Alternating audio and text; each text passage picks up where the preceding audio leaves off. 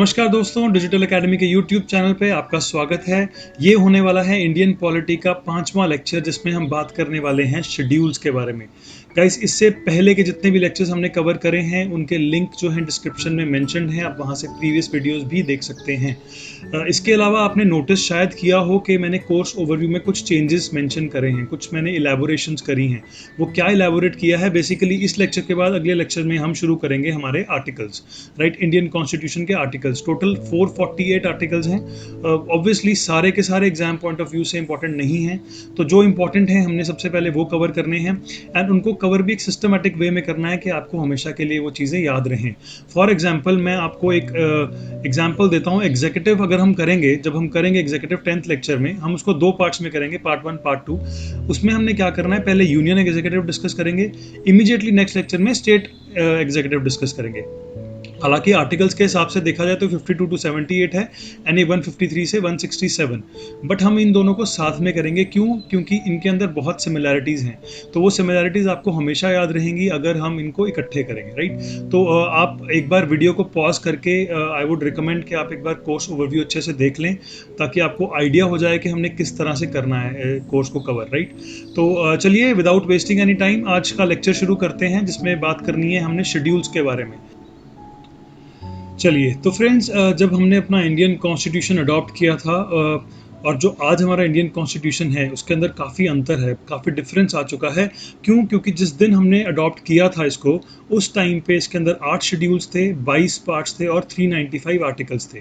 But एक word है बहुत इंपॉर्टेंट, जो पॉलिटी के अंदर बहुत इंपॉर्टेंट वर्ड माना जाता है, वो है amendments, right. Amendments article number 368 है, एंड ये हम बहुत डिटेल में कवर करेंगे अपने आगे आने वाली वीडियोस में, बिकॉज ये बहुत इंपॉर्टेंट टॉपिक है। इस वर्ड की वजह से आज का जो कॉन्स्टिट्यूशन है वो बहुत डिफरेंट हो चुका है।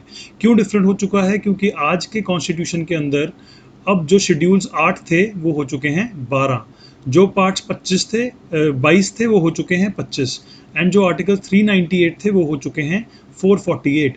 बेसिकली अमेंडमेंट्स का मतलब क्या है? कुछ भी चीज़ को ऐड करना या सब्ट्रैक्ट करना। मतलब आप कोई अनवांटेड चीज़ को हटा सकते हैं अपने कॉन्स्टिट्यूशन में से, एंड अगर आपको कोई नई चीज़ लग रही है, आपको ऐड करनी चाहिए, तो आप उसको ऐड भी कर सकते हैं।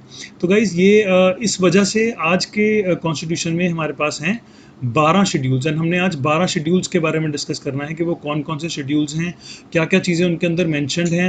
Actually exam point of view से अगर मैं बात करूँ तो शेड्यूल में ज़्यादातर क्वेश्चन इस तरह से बनते हैं कि एक क्वेश्चन जो मैं बहुत बार एग्जाम्स में देख चुका हूँ, वो ये है कि एंटी डिफेक्शन लॉ कौन से शेड्यूल में मैंशनड है, हमारी ऑफिशियल लैंग्वेजेस कौन से शेड्यूल में मैंशनड है, कौन सी लैंग्वेज, कोई एग्जांपल देके आपको बताया जा सकता है कि सपोज करिए मैं एक एग्जांपल देता हूँ कि अटॉर्नी जनरल जो हैं उनकी ओथ या एफर्मेशन हमारे शेड्यूल्स में मेंशन्ड है या नहीं, तो ऐसा क्वेश्चन आ सकता है। तो ये 3 क्वेश्चंस का मैंने आपको एग्जांपल दिया, बट और भी बहुत क्वेश्चन इसके अंदर से बनते हैं। तो सबसे पहले हम एक ब्रीफ में देखेंगे कि हमारे पास शेड्यूल्स कौन कौन से हैं, राइट। टोटल 12 शेड्यूल्स हैं। पहला स्टेट्स एंड यूनियन टेरिटरीज के बारे में कुछ इन्फॉर्मेशन दी गई है, सैलरी एंड इमोल्यूमेंट्स के बारे में, oath and affirmations, allocation of seats in Rajya Sabha, administration and control of scheduled areas and scheduled tribes, administration of tribal areas of north eastern states. फिर 7th शेड्यूल में बात करी गई है डिस्ट्रीब्यूशन ऑफ पावर की, मतलब यूनियन लिस्ट में कौन से सब्जेक्ट्स आते हैं, स्टेट लिस्ट में कौन से सब्जेक्ट्स आते हैं, कॉन्करेंट में कौन से, वो मेंशन किया गया है। 8th शेड्यूल में मेंशन करी गई हैं हमारी कंट्री की official languages. 9th validation of certain acts and regulations. 10th anti defection law, जिसके अंदर disqualification on grounds of defection के बारे में मेंशन किया है। 11th panchayat and 12th municipalities, right. अब आपने ये देखना है कि जिस दिन हमने कॉन्स्टिट्यूशन अडॉप्ट किया था हमारे पास ये 8 ही शेड्यूल्स थे, तो ये जो 4 ऐड हुए हैं नए, ये हुए हैं अमेंडमेंट्स की वजह से ऐड, राइट। तो हम जब पढ़ेंगे तो हम उसमें ये भी देखेंगे, हमें ये भी याद रखना होगा कि कौन सा शेड्यूल कौन सी अमेंडमेंट की वजह से ऐड हुआ है, राइट। ये भी बहुत इंपॉर्टेंट है। इस पूरे 12 के अंदर अगर शेड्यूल्स की मैं बात करूं तो रेड मार्क जो हमने यहाँ पे किए हैं वो हैं सबसे ज़्यादा इंपॉर्टेंट, जिसके अंदर से क्वेश्चंस काफ़ी ज़्यादा बनते हैं। फॉर एग्जांपल क्वेश्चन ये पूछा जाता है इसमें से, जो मैंने अटॉर्नी जनरल वाले क्वेश्चन की बात करी थी, कि कौन कौन से लोगों की सैलरीज के बारे में इसमें मेंशन किया गया है, क्या प्रेसिडेंट उसका पार्ट है इस लिस्ट का, क्या जजेस जो हैं सुप्रीम कोर्ट के या अपना हाई कोर्ट के वो मेंशन हैं इसमें। इस तरह के क्वेश्चन पूछे जा सकते हैं। कौन सी लैंग्वेज मेंशन्ड है, जो एक्चुअली पहले 14 लैंग्वेजेस थी हमारे देश के अंदर जो ऑफिशियल लैंग्वेजेस थी, बट आज की डेट में 22 हैं। तो कौन सी इसके अंदर ऐड हुई हैं लिस्ट के अंदर, कौन सी जो थी वो इस लिस्ट का पार्ट थी, इस तरह के क्वेश्चंस पूछे जाते हैं। तो काफ़ी ट्रिकी टॉपिक है, बहुत छोटा, बहुत ज़्यादा लेंदी टॉपिक नहीं है। तो सबसे पहले हमें ये याद रखना होगा कि 12 के 12 शेड्यूल्स किस शेड्यूल में क्या चीज़ मेंशन्ड है, राइट। मतलब आपको क्वेश्चन आता है कि शेड्यूल 4 में क्या मेंशन्ड है, तो आपको ये पता होना चाहिए कि शेड्यूल में मेंशन्ड है एलोकेशन ऑफ सीट्स राज्यसभा के अंदर। तो ये आप कैसे याद करोगे? अब 12 चीज़ें हैं, आई एम श्योर याद करना इजी तो नहीं है। तो एक छोटी सी ट्रिक है जो आपको याद रखनी है, एंड उसके थ्रू मैं आपको कोशिश करूँगा ये करवाने की। ये आपने शायद कहीं पहले भी देखी हो, काफ़ी फेमस ट्रिक है, मैंने खुद जब अपनी पढ़ाई करी थी तो इसी ट्रिक से मैंने आज तक मुझे याद रही है ये। तो हम इसी को यूज़ करेंगे, ट्राइड एंड टेस्टेड मेथड है। सो गाइज आपको सिर्फ ये एक लेटर याद करना है फॉर दीज 12 शेड्यूल्स। आपको 12 लेटर्स याद करने हैं। एक पूरा सेंटेंस है, टीयर्स ऑफ ओल्ड पीएम, आपको सिर्फ ये याद करना है। इसी के अंदर से आपके शेड्यूल्स निकल के आएंगे, राइट। फॉर एग्जाम्पल, अभी हमने पढ़ा कि पहला जो शेड्यूल है वो मेंशन करता है स्टेट एंड यूनियन टेरिटरीज के बारे में, राइट। तो जो पहला टी यहाँ पे मेंशन किया हुआ है, टी से टेरिटरीज आपको आइडिया दे देगा कि union territories and state territories के बारे में मेंशन किया हुआ है, राइट। सेकंड शेड्यूल में सैलरी एंड इमोल्यूमेंट्स, तो ई फॉर इमोल्यूमेंट्स के बारे में मेंशन किया हुआ है। थर्ड शेड्यूल में मेंशन है oaths and affirmations, right. Fourth schedule में मेंशन है कि कौन सी कितनी सीट्स होंगी स्टेट्स के पास या यूटीज के पास राज्यसभा की। फिफ्थ शेड्यूल में मेंशन है शेड्यूल्ड एरियाज की एडमिनिस्ट्रेशन के बारे में, एंड सिक्स्थ में मेंशन है अदर शेड्यूल्ड एरियाज, जो नॉर्थ ईस्टर्न शेड्यूल्ड एरियाज हैं उनकी एडमिनिस्ट्रेशन के बारे में। सेवन्थ जो शेड्यूल है उसके अंदर मेंशन है फेडरल स्ट्रक्चर के, जिसमें हमने अभी बात करी थी कि स्टेट लिस्ट होगी, यूनियन लिस्ट होगी, कॉन्करेंट लिस्ट, उसके सब्जेक्ट्स कहाँ मेंशन है? सेवन्थ शेड्यूल के अंदर, राइट। एट्थ शेड्यूल में मेंशन है हमारी ऑफिशियल लैंग्वेजेस, जो अभी हम बात कर रहे थे कि 22 ऑफिशियल लैंग्वेजेस अब हो चुकी हैं, उसके बारे में मेंशन है एट्थ शेड्यूल में। And ninth schedule is about land reforms. 10th schedule is about defection, जिसमें एंटी डिफेक्शन लॉ मेंशनड है, डिस्क्वालिफिकेशन के बारे में मेंशन किया हुआ है। 11th and 12th relatively easy, 11th में पंचायत के बारे में मेंशन किया है, एंड 12th एंड जो हमारा लास्ट शेड्यूल है 12th शेड्यूल, उसके अंदर म्यूनिसिपैलिटीज़ के बारे में मेंशन किया हुआ है। तो गाइज ये एक छोटी सी ट्रिक है बट बहुत इफेक्टिव है। कोई भी क्वेश्चन अगर आपको इस तरह का आता है कि कौन से शेड्यूल में क्या मेंशन है, अगर मैं पूछूं 8 शेड्यूल में क्या मेंशन है, तो जैसे ही आप ये टीयर्स ऑफ ओल्ड पीएम लिखोगे आपको इमीडिएटली वो चीज़ याद आ जाएगी। एंड आई बिलीव इसमें 1 या 2 नंबर इजीली बन जाएंगे, एक छोटी सी शॉर्ट ट्रिक से आपको याद करने में हार्डली 1 से 2 मिनट लगेंगे। तो इसको प्लीज़ ज़रूर याद करिएगा, ट्रिक को ज़रूर अपनाइएगा। जब भी आप कोई इंडियन पॉलिटी का क्वेश्चन करते हैं अटेम्प्ट, तो इस ट्रिक से सॉल्व करने की कोशिश करिएगा, तो आपका जो आंसर है वो एकदम करेक्ट होगा 100%, एंड काफ़ी जल्दी आप उस आंसर पे पहुंच जाओगे, राइट। तो ये तो है एक छोटी सी ट्रिक कि हमने अभी तक याद किया है कि कौन से शेड्यूल में क्या मैंशनड है। अब हमने थोड़ा डिटेल में पढ़ना है शेड्यूल्स के बारे में, राइट। तो अब हम वो वाला पार्ट शुरू करेंगे। पहला शेड्यूल क्या कहता है, अभी हम बात करते हैं फर्स्ट शेड्यूल की, राइट। तो फर्स्ट शेड्यूल में मेंशन्ड है स्टेट्स एंड हमारी यूनियन टेरिटरीज का टेरिटोरियल जुरिस्डिक्शन एंड उनका टेरिटोरियल एक्सटेंट। टेरिटोरियल एक्सटेंट से मेरा मतलब है कि उनका एरिया क्या है, उनकी बाउंड्री क्या है, ये डिटेल मेंशन्ड है फर्स्ट शेड्यूल के अंदर। तो जितनी भी स्टेट्स हैं, जितनी भी यूटीज हैं, उन सबकी सारी डिटेल मेंशन्ड है फर्स्ट शेड्यूल के अंदर। तो आपको सिर्फ इतना याद रखना है कि फर्स्ट शेड्यूल के अंदर क्या इन्फॉर्मेशन मेंशन्ड है, ठीक है। चलते हैं अगले शेड्यूल के ऊपर। सेकंड शेड्यूल बहुत इंपॉर्टेंट है। क्यों इंपॉर्टेंट है? हमने इसको याद किया था with the word E, right. उस ई वर्ड का मतलब क्या था? इमोल्यूमेंट्स। इमोल्यूमेंट्स होती हैं कुछ अलाउंसेस और कुछ प्रिविलेजेस जो कुछ कॉन्स्टिट्यूशनल पोजीशन होल्डर्स को सरकार के द्वारा दी जाएंगी। तो कौन कौन से वो कॉन्स्टिट्यूशनल पोजीशंस हैं जो इतनी इंपॉर्टेंट हैं, जो हमारे कॉन्स्टिट्यूशन में उनके लिए प्रोविजंस मेंशन करने पड़े, राइट। क्यों मेंशन करने पड़े? क्योंकि कोई भी सरकार कल को अगर उसमें कुछ चेंजेस करना चाहती है तो वो आसानी से ना कर दे चेंजेस, उनको बहुत अमेंडमेंट्स के थ्रू जाना पड़े। इसलिए हमने ये शेड्यूल उसको मेंशन किया हमारे कॉन्स्टिट्यूशन में, इन सब पोजीशंस के बारे में ये सब चीज़ें मेंशन करी, राइट। ये इंपॉर्टेंस है इस चीज़ की। तो आपको क्वेश्चन किस तरह से आएगा एग्जाम में कि कौन सी वो पोजीशन है जिसके लिए सेकंड शेड्यूल में मेंशन नहीं किया, आपको किसी भी तरह से कंफ्यूज कर सकते हैं। तो आपको ये पता होना चाहिए कि कौन कौन से लोग इसमें मेंशनड हैं। तो क्या हैं वो, कौन कौन से लोग हैं वो? President of India, governors of states, जितनी भी स्टेट्स हैं उन सबके governors, speaker and deputy speaker of Lok Sabha, chairman and deputy chairman of Rajya Sabha, speaker and deputy speaker of legislative assembly in the states, जो स्टेट्स के लेजिस्लेचर होता है, उनके जो लेजिस्लेटिव असेंबली है और उनके जो लेजिस्लेटिव काउंसिल है, उनके भी चेयरमैन एंड डेप्यूटी चेयरमैन के बारे में सब कुछ मैंशनड है। मतलब इन सब लोगों की इंफॉर्मेशन सेकेंड शेड्यूल में मैंशनड है क्लियरली। फिर आगे आते हैं जजेस ऑफ सुप्रीम कोर्ट एंड जजेस of high court, right. Last but not the least, बहुत important position, controller and auditor general of India. आपने बहुत बार न्यूज़पेपर में पढ़ा होगा, सीएजी की कोई report I and CAG report से ये खुलासा हुआ। तो ऑडिटर जो हैं हमारे देश के, उनके लिए भी जो प्रोविजंस हैं वो सारे के सारे सेकंड शेड्यूल में मेंशन हैं।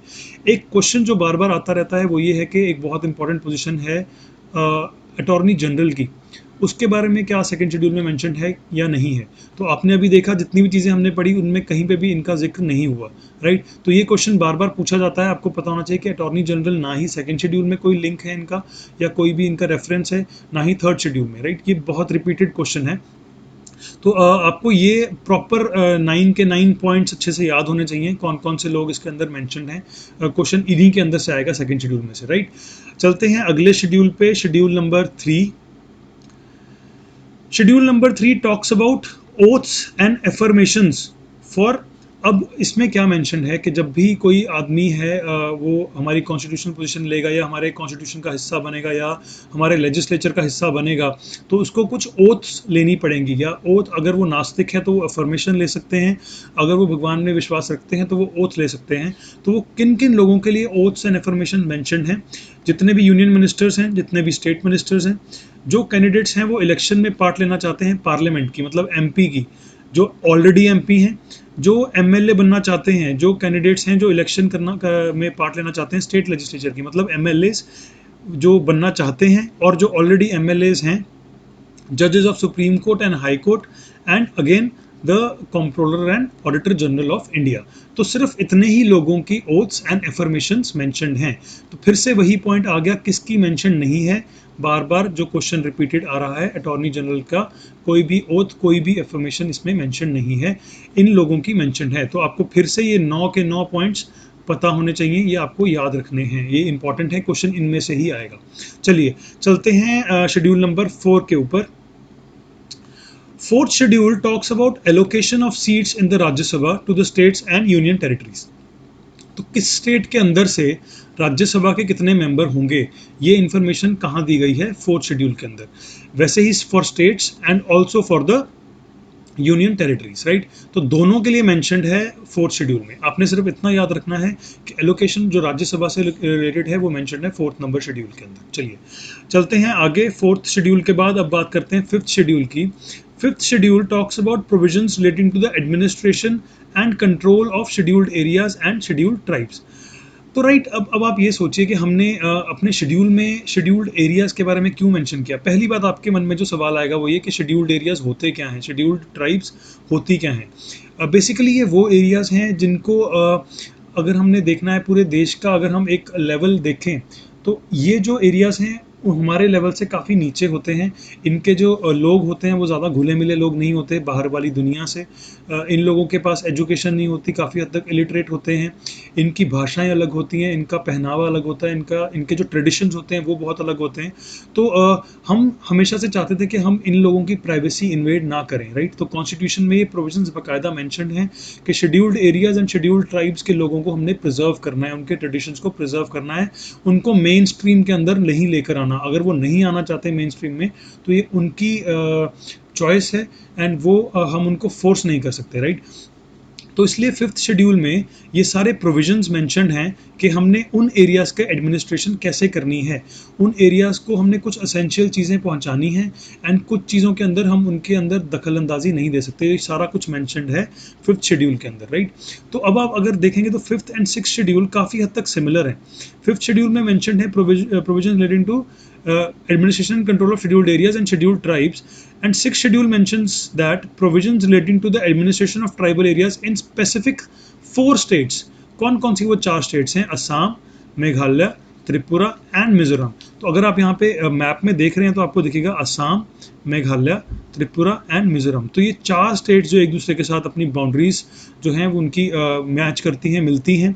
इन चारों स्पेसिफिक स्टेट्स के लिए हमने प्रोविजंस जो हैं वो मेंशन करे हैं अलग से।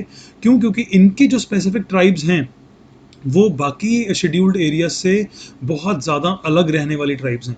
वो अगर मैं बात करूँ तो कि अगर कोई ट्राइब है साउथ इंडिया के अंदर, एंड वही अगर मैं कंपेयर करूँ इन चारों स्टेट्स की ट्राइब्स के साथ, तो जो ये स्पेसिफिक ट्राइब्स हैं नॉर्थ ईस्टर्न ट्राइब्स, ये बहुत ज़्यादा पिछड़ी हुई हैं। इनके जो तौर तरीके हैं वो बहुत पुराने हैं। इसलिए हमने स्पेसिफिकली 6 शेड्यूल के अंदर ये 4 स्टेट्स के बारे में मेंशन किया है कि हमने इन 4 स्टेट्स की जो ट्राइबल एरियाज हैं उनके साथ कैसे डील करना है, उनको कैसे एडमिनिस्टर करना है। राइट, तो ये हो गया हमारा 6 शेड्यूल। अब चलते हैं 7th शेड्यूल के ऊपर। 7th schedule talks about division of powers between union states. Union and states के बीच में जो डिवीजन ऑफ पावर्स है, जो हमने बात करा था हमारे देश का फेडरल स्ट्रक्चर। ठीक है, हमने जब टीयर्स ऑफ ओल्ड पीएम जो हमने ट्रिक याद करी थी उसके अंदर भी हमने एफ से याद किया था, एफ फॉर फेडरल। ठीक है, तो ये फेडरल स्ट्रक्चर के बीच में जो डिवीजन ऑफ पावर्स है वो कहाँ मेंशनड है? 7 शेड्यूल के अंदर। राइट, तो ये जो यूनियन लिस्ट है, 3 लिस्ट है, आपको मालूम ही होगा, union list, state list and concurrent list. Union list वो लिस्ट जिसके ऊपर जो लेजिस्लेचर है वो जो लॉ बना सकती है, वो कौन बना सकती है? हमारी पार्लियामेंट। राइट, स्टेट लेजिस्लेचर जिसके ऊपर हमारे जो एमएलएज हैं वो लॉ बना सकते हैं, जो स्टेट लेजिस्लेचर के अंडर काम करती है। कॉन्करेंट लिस्ट जो इन दोनों के ऊपर मतलब मिल के काम कर सकते हैं ये लोग। बट आपको ये पता होना चाहिए कि अगर मिल के काम कर रहे हैं वो, सपोज करिए इस लिस्ट के ऊपर स्टेट भी लॉ बना सकती है एंड पार्लियामेंट भी लॉ बना सकती है, मतलब सेंटर भी लॉ बना सकता है। तो सपोज करते हैं स्टेट ने कोई स्पेसिफिक लॉ बनाया किसी स्पेसिफिक सब्जेक्ट के ऊपर, तो अगर हमारी पार्लियामेंट ने भी उसी चीज़ के ऊपर एक स्पेसिफिक लॉ बना दिया तो हमारा जो स्टेट का बनाया हुआ लॉ है वो माना नहीं जाएगा। हमारा पार्लियामेंट वाला जो लॉ है वो आप कह सकते हैं वो वैलिड होगा। राइट, स्टेट वाला लॉ अपने आप खारिज हो जाएगा अगर वो सेम चीज़ के ऊपर पार्लियामेंट भी लॉ बनाती है तो। क्यों? क्योंकि पार्लियामेंट एक बड़ी चीज़ है। Parliament can overrun the overthrow in this case the state legislature. Right, इस केस में पार्लियामेंट की बात जो है वो मानी जाएगी। राइट, तो इसके अंदर ओरिजिनली 97 सब्जेक्ट्स थे हमारे यूनियन लिस्ट के अंदर, जो आज की डेट में 3 बढ़ा दिए गए हैं, 100 हो गए हैं। जो स्टेट लिस्ट थी उसके अंदर यूजुअली जो ओरिजिनली 66 थे, अब 61 हैं, कम कर दिए गए हैं।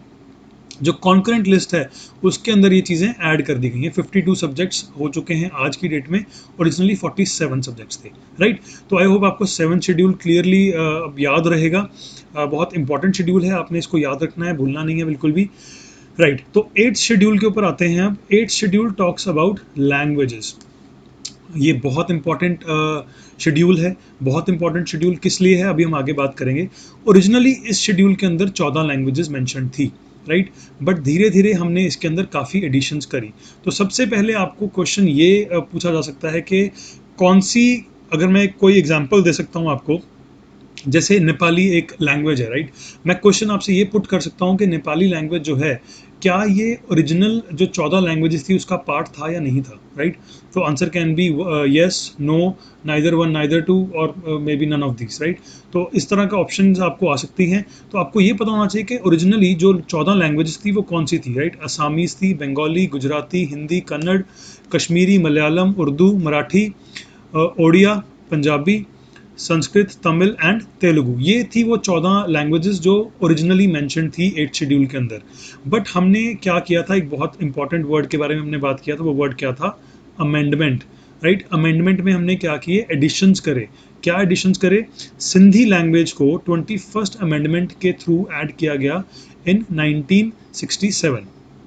राइट, आपको ये याद रखना है कि 21st amendment act of 1967 is related to the addition of one language which is Sindhi.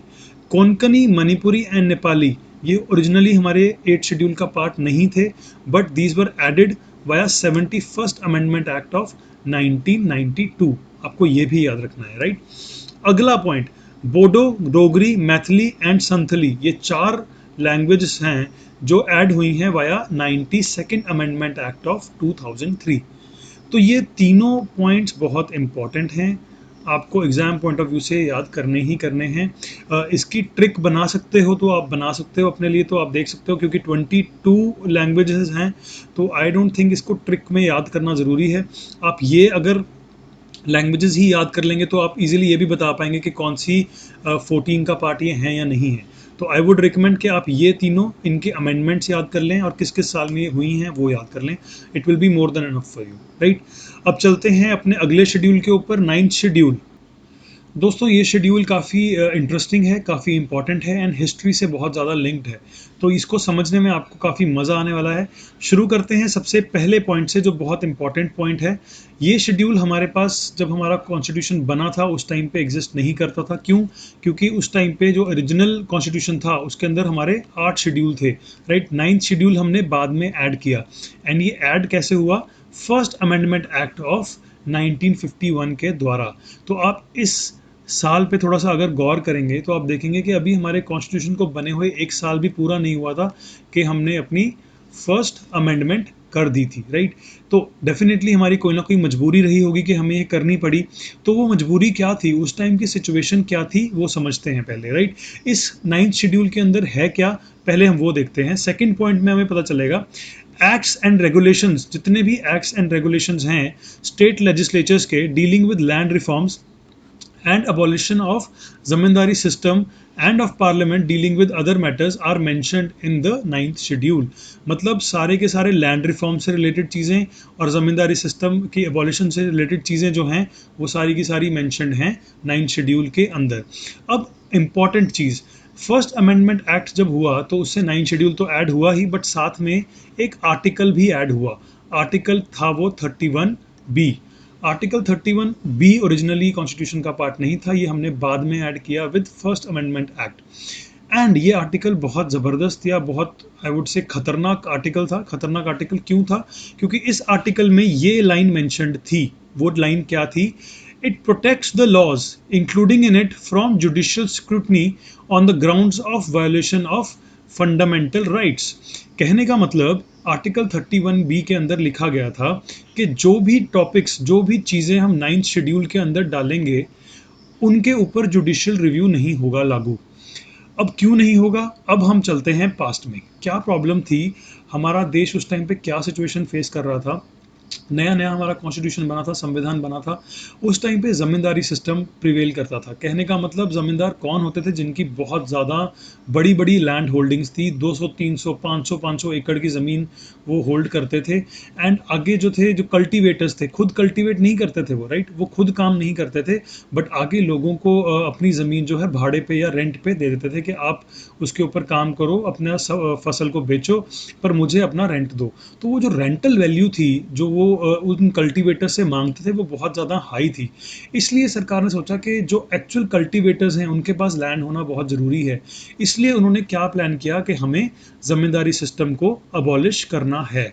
नहीं तो जो एक्चुअल कल्टीवेटर्स हैं उनको तो ज़मींदार जो हैं खा जाएंगे, उन तक तो कुछ बचेगा ही नहीं। इतना पैसा अगर वो रेंट देंगे तो फसल को बेच के खुद कैसे सर्वाइव करेंगे? तो ये एक बहुत ही प्रॉब्लमेटिक सिचुएशन उस टाइम पे चल रही थी, राइट। इसलिए हमने 9th शेड्यूल के अंदर क्या किया, ये सारे एक्ट्स को मेंशन कर दिया, अमेंडमेंट करी, फर्स्ट अमेंडमेंट 1951 में अमेंडमेंट करी एंड ये सारे एक्ट्स को 9th शेड्यूल में डाल दिया। साथ में एक आर्टिकल बना दिया 31B। उसके अंदर क्या लिखा हमने कि जितने भी चीज़ें हम मेंशन कर रहे हैं 9th शेड्यूल के अंदर वो सारी क्या होंगी, वो जुडिशियल रिव्यू उनके ऊपर लागू नहीं होगा। क्यों ये लिखा हमने? क्यों? क्योंकि जब सरकार जुडिशरी मतलब जो सरकार थी उस ज़माने की, वो ज़मींदारी सिस्टम को तोड़ने की कोशिश कर रही थी। वो क्या कर रहे थे? वो बोल रहे थे कि हम लैंड सीलिंग लगाएंगे, हर एक इंसान के पास कुछ स्पेसिफिक ज़मीन से ज़्यादा ज़मीन नहीं हो सकती, राइट। तो ये चीज़ जो ज़मींदार थे वहाँ के वो काफ़ी वेल नोन थे। उन्होंने क्या किया, वो चीज़ वो बार बार जुडिशरी के पास जाते थे एंड बोलते थे कि हमारे फंडामेंटल राइट में मेंशन्ड है राइट टू प्रॉपर्टी। पहले एक फंडामेंटल राइट था जो होता था राइट टू प्रॉपर्टी, उससे गारंटी है हमें, कॉन्स्टिट्यूशन हमारा संविधान हमें गारंटी कर रहा है कि ये मेरी प्रॉपर्टी है एंड ये मेरी ही रहेगी, इसके ऊपर किसी का कोई जोर नहीं है, राइट। तो ये एक प्रॉब्लम सिचुएशन फेस कर रही थी हमारी सरकार, बिकॉज हम जमींदारी सिस्टम को अबॉलिश करना चाहते थे, बट ये जो राइट टू प्रॉपर्टी है ये इस चीज़ को गारंटी कर रहा था, राइट। तो इसलिए हमने क्या किया, इसको 31B जो आर्टिकल था उसके अंदर इसको डाल दिया कि इसके ऊपर जो है कोई जुडिशियल स्क्रूटनी नहीं हो सकती। इसलिए अब क्या हुआ, उसके बाद जो ज़मींदार थे उनकी मजबूरी बन गई, उनको ज़मीन छोड़नी पड़ी, उनके टुकड़े करे गए, उनको बांटा गया कल्टीवेटर्स के बीच में, राइट। तो ये पूरी सिचुएशन उस टाइम पे चल रही थी। बट हमने लेटर ऑन इस चीज़ को जब हमने और पढ़ा तो 2007 में सुप्रीम कोर्ट का वर्डिक्ट आया कि ऐसा तो नहीं हो सकता कि आपने एक शेड्यूल डाल दिया, एक आर्टिकल डाल दिए तो आपकी प्रॉपर मैनिपुलेशन हो गई। बिकॉज फंडामेंटल राइट्स, अगर आपने राइट टू प्रॉपर्टी एक फंडामेंटल राइट बनाया था तो ये तो आपने एक बहुत ही अच्छे तरीके से अपने कॉन्स्टिट्यूशन को मैन्यूवर कर लिया, बहुत अच्छे से इसको लोगों को बेवकूफ़ बना दे कि उनका जो फंडामेंटल राइट है वो हम कभी भी छीन सकते हैं। कल को आप ये भी देखिए कि कोई सरकार ऐसा लॉ बनाए या ऐसा कुछ बनाए तो इस फंडे के थ्रू वो आपका जो है फंडामेंटल राइट भी छीन सकते हैं, राइट। तो इस चीज़ के ऊपर बहुत डिबेट हुई, सुप्रीम कोर्ट ने फैसला फाइनली ये सुनाया कि जितने भी लॉज होंगे जो अप्रैल 24 1973 के बाद इसमें ऐड होंगे, they are now open to judicial review. उनके ऊपर जुडिशियल रिव्यू एप्लीकेबल है। अगर आप चाहते हो उसको चैलेंज करना कोर्ट में तो आप उसको चैलेंज कर सकते हो, राइट। तो ये थी पूरी कहानी 9 शेड्यूल के रिलेटेड। काफ़ी इंपॉर्टेंट आर्टिकल था ये 31B, एंड बहुत इंपॉर्टेंट शेड्यूल 9th शेड्यूल। तो आपको ये इंपॉर्टेंट पॉइंट ज़रूर याद रखना है, ये हम नहीं भूल सकते। ये क्वेश्चन पेपर में क्वेश्चन किसी भी एग्जाम में पूछा जा सकता है, right. I hope I have made this clear. चलते हैं आगे। अब 9th शेड्यूल के बाद अब बात करेंगे हम 10th शेड्यूल की। 10th schedule again very very important. क्यों इंपॉर्टेंट है अभी हम बात करेंगे। इसमें एक बहुत इंपॉर्टेंट वर्ड यूज़ किया गया है, ये एंटी डिफेक्शन। इस वर्ड का मतलब क्या है पहले हमने ये समझना है। इसको समझने से पहले बात करते हैं 10th शेड्यूल के बारे में। This was added via 52nd amendment act of 1985। तो क्वेश्चन आपसे इस तरह से भी पूछा सकता है कि 10th जो शेड्यूल है वो कौन से अमेंडमेंट एक्ट की वजह से एग्जिस्ट कर रहा है। तो answer is 52nd amendment, right. तो ये आपको याद करना है। इसके अंदर मेंशनड क्या है, इसके अंदर जो मेंशन है वो चीज़ें क्या है। Provisions related to disqualification of members of parliament and state legislatures on grounds of defection. इस पूरे लॉ को बोल देते हैं हम anti defection law. Anti defection का मतलब क्या है समझते हैं इसको ध्यान से, राइट। ठीक है, जो मेंबर ऑफ पार्लियामेंट होते हैं कुछ और होते हैं मेंबर ऑफ लेजिस्लेटिव असेंबली। तो स्टेट लेजिस्लेचर के अंदर ये होते हैं और जो हमारी पार्लियामेंट है उसके अंदर एमपीज होते हैं, राइट। तो इनके अंदर एक क्लियर बाइफर्केशन है। अब क्या होता है जब सरकारें बनती हैं तो सारी की सारी गेम सिर्फ और सिर्फ नंबर्स की है। अगर आप सपोज करिए मेजॉरिटी की अगर मैं बात करूं 100 मेंबर्स हैं, हमारे पास 100 सीटें हैं, अगर हमने सरकार बनानी है तो हमें 51 चाहिए, राइट। और दूसरी पार्टी के पास 49 हो तो वो हार जाएगी, राइट। तो 51 नंबर करने के लिए कोई बंदे, अगर सपोज करिए ये सिचुएशन है, ये जो हमारी जो ऑलरेडी पार्टी काम कर रही है ये वो पार्टी है, ये वो पार्टी है जो हार गई इलेक्शंस में, राइट। एग्जाम्पल ले रहे हैं अभी हम, राइट। तो पार्टी 1 वो पार्टी है जो रूल कर रही है एंड पार्टी 2 हार चुकी है इलेक्शंस। अब आप देख रहे हैं सिर्फ और सिर्फ कितने मेंबर्स का फ़र्क है, 2 मेंबर्स का। तो क्या हो सकता है पार्टी 2 किसी मेंबर को ज़्यादा पैसे का लालच देके या किसी तरह का कोई करप्ट मेजर यूज़ करके इनको बोल सकती है कि आप अपनी ये वाली पार्टी छोड़ो और मेरे पास आ जाओ, हम अपनी पार्टी में आपको शामिल करेंगे, आपको अच्छी पोजीशन देंगे, आपको को बहुत अच्छे मंत्रालय का हेड बना देंगे। तो ये सब चीज़ों से ल्योर करके उस ज़माने में क्या होता था कि रूलिंग पार्टीज जो थी वो टूटती थी, सरकारें बहुत ज़्यादा टूटने लग गई थी सिर्फ और सिर्फ करप्शन की वजह से। लोग इधर से उधर मूव कर रहे थे। तो हमने क्या बोला, ये 10th शेड्यूल ऐड किया गया। हमने बोला कि ये जो डिफेक्शन है काइंड ऑफ, जो ये एक आदमी दूसरी पार्टी में मूव कर रहा है, इस चीज़ को रोकना पड़ेगा, राइट। तो इसके ऊपर हमें कुछ लॉज बनाने चाहिए उस लॉ को दिमाग में रखते हुए, ताकि ये डिफेक्शन ना हो। एंटी डिफेक्शन लॉ बनाया गया जिसको इंक्लूड किया गया 10th शेड्यूल के अंदर, राइट। तो ये है डिफेक्शन का मतलब कि जब एक पार्टी में से दूसरा बंदा दूसरी पार्टी में जाता है सिर्फ और सिर्फ सरकार तोड़ने के लिए। तो आप देखिए ना, इससे तो सिर्फ ये हो रहा है कि एक सरकार टूट रही है दूसरी बन रही है, बट प्रोसेस में जो हमारे संविधान का जो टाइम वेस्ट हो रहा है, जो काम एक्चुअल सरकार को करना चाहिए उसको करने के बजाय सरकारें अपनी पार्टीज़ में से लोगों को खरीदने में लगी हुई हैं, राइट? तो ये बिल्कुल ही एक गलत प्रैक्टिस थी, इसके लिए इसके ऊपर एक इतना ज़बरदस्त लॉ बनाया गया। एंड 10th शेड्यूल इसलिए बहुत इंपॉर्टेंट हो जाता है एग्जाम पॉइंट ऑफ व्यू से। आपको ये अच्छे से पता होना चाहिए कि 10th schedule talks about anti defection law, right? तो चलते हैं आगे हमारे 11th शेड्यूल के ऊपर। 11th एंड 12th, अब लास्ट दो शेड्यूल जो हैं ये 73rd amendment and 74th amendment के थ्रू हुए, राइट? तो 1992 में ही दोनों शेड्यूल्स ऐड हुए हमारे। जो 73rd अमेंडमेंट से 11th शेड्यूल आया, इट टॉक्स अबाउट पंचायत। इससे पहले जो पंचायत और म्यूनसिपैलिटीज़ थी वो हमारी मेन स्ट्रीम गवर्नमेंट का हिस्सा नहीं थी, राइट? हम अभी तक सोचते थे कि हमारी जो गवर्नमेंट है वो टू टियर गवर्नमेंट है। मतलब एक जो है सबसे पहले सेंटर है, यूनियन जिसको बोलते हैं, उसके नीचे स्टेट है। हम सोचते थे ये टू टियर गवर्नमेंट ही हमारे यहाँ पे देश में काम करती है। बट विद दीज टू जो शेड्यूल्स हैं, विद दीज टू अमेंडमेंट्स, क्या हुआ, थ्री टियर गवर्नमेंट बनने लगी। मतलब सेंटर भी आया, स्टेट भी आया, फिर पंचायत भी आई और म्यूनसिपैलिटीज़ भी आई। पंचायत वहाँ पे काम करेगी जो रूरल एरियाज़ हैं, जो थोड़े से सेमी अर्बन एरियाज़ हैं वहाँ पे म्यूनसिपैलिटीज़ काम करेंगी। तो थ्री टियर गवर्नमेंट की खोज यहाँ से हुई, या इन शेड्यूल्स के अंदर से आई, इन अमेंडमेंट एक्ट्स की वजह से आई, राइट? तो जो 11th शेड्यूल है वो पंचायत के बारे में बात करता है। इसके अंदर 29 ऐसे मैटर्स डाले हुए हैं हमने जिनके ऊपर पंचायत फैसला ले सकती है, राइट? एंड वैसे ही जो 12th शेड्यूल है उसके अंदर हमने म्यूनसिपैलिटीज़ के लिए 18 मैटर ऐसे डाले हुए हैं जिनके ऊपर डिसीजन जो है म्यूनसिपैलिटीज़ ले सकती हैं। उनको स्टेट के पास नहीं जाना, उनको सेंटर के पास जाने की ज़रूरत नहीं है, वो अपने आप सेल्फ सफिशिएंट हैं। वो आपस में एक दूसरे को, छोटे एरियाज़ को गवर्न कर सकती हैं, राइट? इसलिए हमने 11th and 12th schedule add किया। 73rd and 74th amendment act very important, paper point of view से बहुत इंपॉर्टेंट, आपको याद रखना है, राइट? तो गाइज विद दिस एक छोटा सा रिवीजन करते हैं कि हमने जो 12 शेड्यूल्स पढ़े हैं, कौन सा शेड्यूल किस नंबर पे आता है। अपनी पुरानी ट्रिक से एक बार रिवाइज करते हैं। यही वो ट्रिक थी, हमने पहले भी ये करी है। टीयर्स ऑफ ओल्ड पीएम, आपको ये पूरा जो सेंटेंस है वो याद रखना है। 12 लेटर्स हैं इसके अंदर, every letter denotes one schedule. तो फर्स्ट शेड्यूल टी, टी से क्या बात हुई है, टेरिटरीज की, जिसमें हमने बात करी थी स्टेट एंड यूनियन टेरिटरीज के ऊपर। सेकंड, इमोल्यूमेंट्स, कुछ 9 ऐसे पॉइंट्स थे जिनके बारे में हमने बात करी थी, आपको वो पता होना चाहिए कि कौन कौन से लोग सेकंड शेड्यूल में मेंशन्ड हैं। थर्ड शेड्यूल में जो बात आई, a for affirmations, oath and affirmation के बारे में बात करी थी, इसमें भी वो कुछ लोग थे, 9 पॉइंट्स थे इसमें भी, वो भी आपको याद होने चाहिए। फोर्थ जो शेड्यूल है, आर फॉर राज्यसभा, राज्यसभा के अंदर जो सीट्स की एलोकेशन है उसके ऊपर बात करी गई थी। जो फिफ्थ हमारा शेड्यूल है, it talks about scheduled areas. And sixth, O stands for other scheduled areas. Other scheduled areas के अंदर कौन सी स्टेट्स थी? अगर आपको ये क्वेश्चन आता है कि सिक्स्थ शेड्यूल के अंदर कौन सी स्टेट्स के शेड्यूल्ड एरियाज के बारे में बात हुई है, तो हमने वो डिस्कस किया था, वो 4 स्टेट्स हैं, आपको पता होनी चाहिए कौन कौन सी, राइट? नॉर्थ ईस्टर्न स्टेट्स थी, आपको मैं थोड़ा सा हिंट दे देता हूँ। तो चलिए अब अगला देखते हैं। 7th शेड्यूल में एफ से आई बात फेडरल स्ट्रक्चर की। इसमें 3 चीज़ों के बारे में बात हुई थी।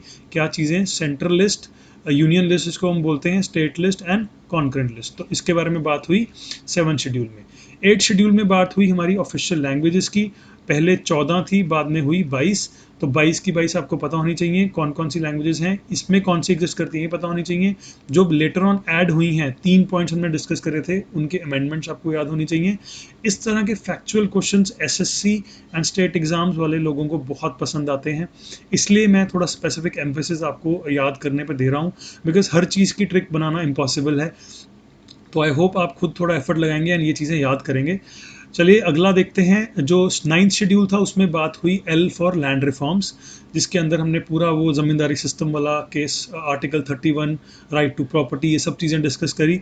10, एंटी डिफेक्शन लॉ, राइट, जिसके बारे में हम बात कर रहे थे अभी कि सरकारें कैसे टूट रही थी, एमपी एमएलएस कैसे एक दूसरे को खरीद रही थी सरकारें, तो वो सारी चीज़ें हमने डिस्कस करी। 11th and 12th panchayat and municipalities, right?